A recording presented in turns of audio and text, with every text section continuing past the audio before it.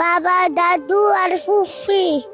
ফুফিও মেরেছে? হ্যাঁ। কিভাবে কিভাবে মেরেছে আমাকে একটু দেখো। গলা টিপে। আমাকে একটু দেখো, আমাকে একটু গলা টিপে দাও। আমার এভাবে মেরেছে? আমার গলা টিপে ধরো তো একটু। হ্যাঁ, কিভাবে দেখো তো। এভাবে মেরেছে? আম্মু, আম্মু, আম্মু। মৃত্যুর 10 দিন পরেও সন্তান মায়ের কবরের পাশে এখানে এসে প্রতিনিয়ত কান্না করছে। আমরা এখানেই যেমনটা দেখতে পাচ্ছি, এখানে একটি ছবি রয়েছে। কিন্তু প্রিয় দর্শক, এরকম একটি চাঞ্চল্যকর ঘটনা ঘটেছে যে এই ছোট্ট মেয়েটা কিন্তু সমস্ত ঘটনা কিন্তু দেখেছে। মৃত্যুর 10 দিন হওয়ার পরেও প্রতিনিয়ত এই ছোট্ট মেয়েটা মায়ের কবরের পাশে এখানে এসে দেখতে পাচ্ছেন মাকে ডাকাডাকি করছে এবং কবরের এখানে মাটি খোঁড়াখুড়ি করছে। মা এখানে শুয়ে আছে। মা আম্মু। পারিবারিক কলহর জেরে মাকে শ্বাসরোধ করে প্রিয় দর্শক, এরকম একটি ঘটনা ঘটেছে।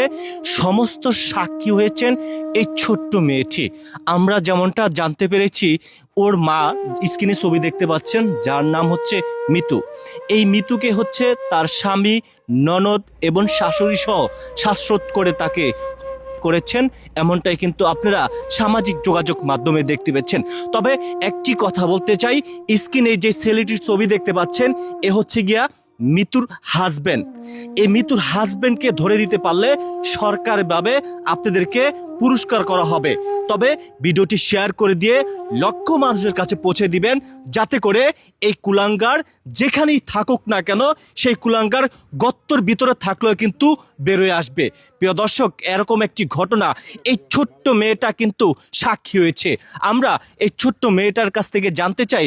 তবে আপনারা দেখতে পাচ্ছেন ওর মায়ের ছবি এবং হচ্ছে আপনারা স্ক্রিনে ছবি দেখতে পাচ্ছেন এই ছোট্ট মেয়েটার ছবি। এটা কে? আম্মু। তোমার আম্মু? হ্যাঁ। ওঠো, একটু ওঠো, ওঠো। কি হয়েছে বলো তো আমাকে, কি হয়েছে তোমার আম্মুকে? ট্রেনের লগে টাঙ্গিয়া মারা ফেলছে। কে মেরেছে? বাবা, দাদু। বাবা দাদু মেরেছে? হ্যাঁ। আর কে মেরেছে? বাবা, দাদু আর ফুফি। ফুফিও মেরেছে? হ্যাঁ। কিভাবে কিভাবে মেরেছে আমাকে একটু দেখো। গলা টিপে। আমাকে একটু দেখো, আমাকে একটু গলা টিপে দাও। আমার এভাবে মেরেছে? আমার গলা টিপে ধরো তো একটু। হ্যাঁ, কিভাবে দেখো তো। এভাবে মেরেছে?